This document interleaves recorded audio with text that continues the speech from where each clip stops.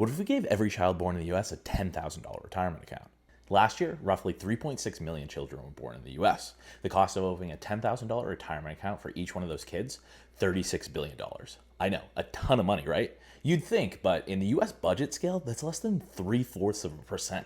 In fact, as a point of direct comparison, Social Security costs $1.5 trillion a year, so only about 42 times more expensive. But how much could a $10,000 account actually turn into?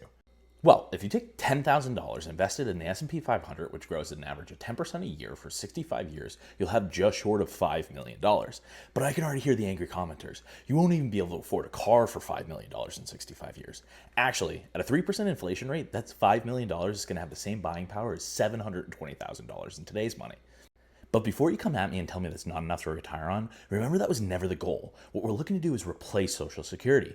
The average Social Security recipient receives $2,000 a month or $24,000 a year. Assuming they started taking Social Security at 65 years old, they would need to live to 95 years old to exhaust that benefit at the same rate. Last, it's important to consider the cultural implications. An account like this would create a country where everyone shares in its financial successes. Investment in business would no longer benefit just those with wealth, and the average American would have a direct stake in the country they help build.